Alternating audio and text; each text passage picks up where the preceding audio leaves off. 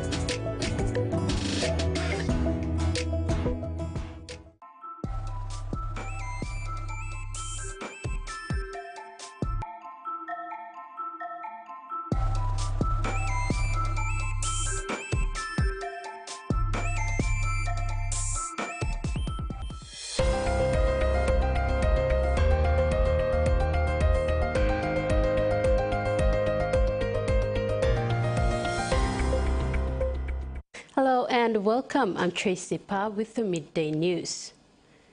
The Commissioner of Police, David Manning, has warned squatters around the Porgera mine that thievery and ethnic violence will not be tolerated. Manning said this after security personnel responded to a series of critical situations since Tuesday, 18th June, resulting in some criminals being injured and killed as a result of the intergroup fighting and violent confrontation on private land. He said those killed or injured during confrontation with security personnel and amongst themselves are common criminals from other areas attempting to steal gold from the mine. Manning warned squatters and criminals that if they raise a weapon, they will be sacrificing their lives, as police and soldiers have zero tolerance for these actions. The Commissioner said the number of people who are injured or killed is yet to be confirmed. Prime Minister James Marpe personally toured the flood-affected areas in Western Province last Friday, June 21st, 2024, and witnessed firsthand the devastation caused by the floods. During his visit, he stopped at Obo Station in the Middle Fly District and then traveled by air to Suku Station in South Fly District. He completed his visit at Awaba Station in the Delta Fly District and met with locals before returning to Port Moresby on the same day. The Prime Minister Marpe expressed he had to visit the flood-affected areas and what the people needed. He also emphasized with families who lost loved ones in the floods, 155 villages involving some 20,000 people displaced by the flooding. The University of Goroka launched several impact projects on campus Friday, 21st June 2024. One of the projects is the academic reforms, which will be implemented in 2025. Vice Chancellor Dr. Teng Waninga, when making the announcement, said the academic reform is being prioritized to promote high-quality teacher education and training to meet the needs of the entire education system in PNG.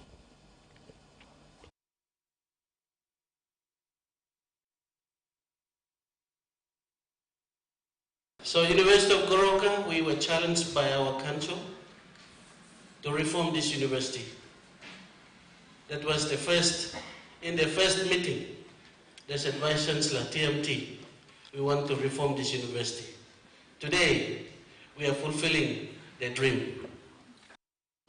Customers will need to dig deeper to purchase a packet of Ramu sugar. Paulo's Hayin, Chief Executive Officer of the Independent Consumer and Competition Commission, or ICCC, released a statement this morning to emphasize on this price increase, following Ramu Agri Industries Limited announcement of a 5% increase in factory gate prices for refined sugar products. The price change commenced on the 1st of this month. Mr. Ayin said the industry notified the ICCC of its intention to increase prices, citing operational and material costs as the main driving factors. He said after assessing the industry's intention to increase prices, the ICCC noted that the industry's price increases are mostly driven by in-country cost, particularly its domestic production volume, which is greater than its import volume. Mr. Ayin said the ICCC is concerned about the increase in prices for a basic food item for Papua New Guineans, and if there is a significant difference observed between domestic and international prices of sugar, the ICCC may require the industry to justify. In regional news, Australia's leader of opposition, Peter Dutton, turned personal in a key address to the Liberal Party faithful in Sydney. The opposition leader used his speech to attack the Prime Minister's character while talking up the coalition's nuclear energy policy. He insists the plan will cause a friction of the government's renewable strategy, but still hasn't put a price tag on its own policy.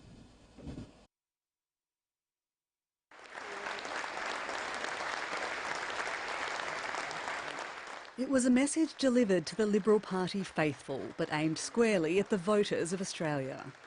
The next election will be a time for choosing, but the battle of ideas has already begun. Peter Dutton says he believes he can win the next election and laid out the key battlegrounds he wants to fight it on, including cost of living, housing and immigration. Labor has created a housing crisis by opening up the floodgates without doing the proper planning and investment into infrastructure. There was much rhetoric but no new detail about the policy he's gambling his political future on, nuclear energy. We will talk more about the economic and environmental benefit to our country as a result of our plan. We will answer people's questions, we will alleviate concerns. Mr Dutton could have used today to answer any number of questions that are yet to be answered about his policy. He could have talked about how much it will cost. He could have talked about what it will do to bills. He could have talked about exactly how much energy they plan to generate through nuclear. Although the last Prime Minister to try to go nuclear gave Mr Dutton's plan a ringing endorsement. That announcement this week had the hallmarks of thought, research and most of all political courage. Mr Dutton says he's confident his plan will be more affordable than the government's renewable energy policy. Our plan will cost a fraction of the government's $1.3 trillion plan, a figure not even the Prime Minister's cricket team of Labor spin doctors can conceal. The government says it's Mr Dutton who's spinning the numbers. Mr Dutton really should make clear where these numbers come from. We listen to the experts. The Australian Energy Market Operator has costed what it will take to get us to 2050, and the number they've come up with is $121 billion. In a potential glimpse of some of the tactics the coalition may be considering using during the election campaign, the opposition leader and his deputy also ramped up their attacks on the character of the Prime Minister, Anthony Albanese. He's a man with a mind still captured in his university years. He's a child in a man's body. We have a liar in the lodge and you cannot trust anything he says. Mr Dutton may wish to resort to personal attack, but it is no substitute for actual policy. If today is any indication, the tone of the debate could be about to get much more personal. The federal opposition is refusing to put a figure on how much energy its proposed nuclear reactors would generate until after the election. Industry groups say the lack of detail could impact future energy investment. The government says it will drive up power bills and harm progress towards more renewables. A waiting game of nuclear proportions. What does happen if locals don't want a nuclear plant? Importance of trust and transparency. What if locals say no? I don't think that will happen. The decision will be a matter for the Minister. Communities told their opposition to a project won't necessarily see it scrapped. Well, the power lines will be going. The idea of nuclear at his doorstep doesn't faze farmer Darren Jensen, who fears power lines running through his Callide property. We're certainly not running on 1980s technology like that old one that caused all the problems are. You know, it's no, it doesn't. Doesn't worry me at all. But not everyone is on board. Not enough information for a start. Today, it did offer one new detail, suggesting each site could play host to multiple reactors. In terms of exactly how many on any plant, we'll be leaving that to the Independent Nuclear Energy Coordinating Authority, but it is right that we would be wanting multi-unit sites. But there's still no insight as to how big a role nuclear could play in Australia's energy mix. The Coalition arguing that decision will be informed by a new body it would set up if it forms government, offering little certainty for investors. When you destroy that confidence, you push up the cost of capital, you increase uncertainty, and the renewable projects don't get built. As analysts fill the void on how much the plan could cost. The Smart Energy Council has analysed data from the CSIRO and Energy Market Operator, putting a price tag of between $116 and $600 billion on the opposition's plan. It's also looked at how much it would contribute to Australia's energy mix, putting that at 3.7%. The Grattan Institute came up with a slightly lower figure. The government focusing on those policy unknowns ahead of a fortnight of parliamentary sittings. A restaurant in Tasmania's north is championing a movement known as regenerative tourism. It involves bartering, where growers provide produce in exchange for a meat. At one of the oldest vineyards in the Tamar Valley, Chef Matt Adams is preparing a feast. What's unique about this meal is its ingredients.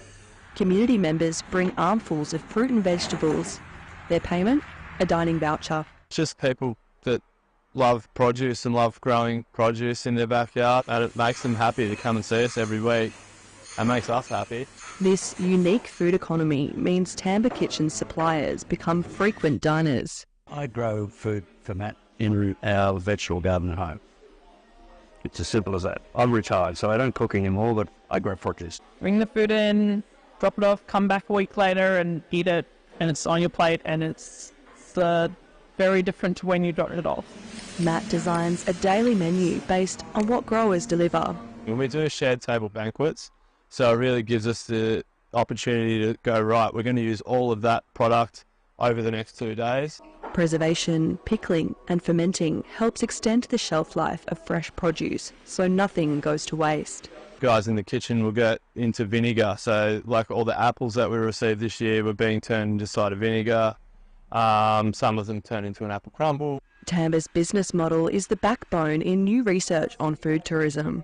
Regenerative tourism is about making it better, having other people benefit just as much from food tourism as the business owner themselves. The handbook on food tourism takes the reader on a global tour of different eating experiences, from sustainable noodle supplies in Shenzhou, China, to the regenerative practices right here in the Tamar Valley. It's quite important what we're doing here with our food because we are such a food destination. Research on more regenerative models helps to ensure Tasmania's food industry will continue to thrive.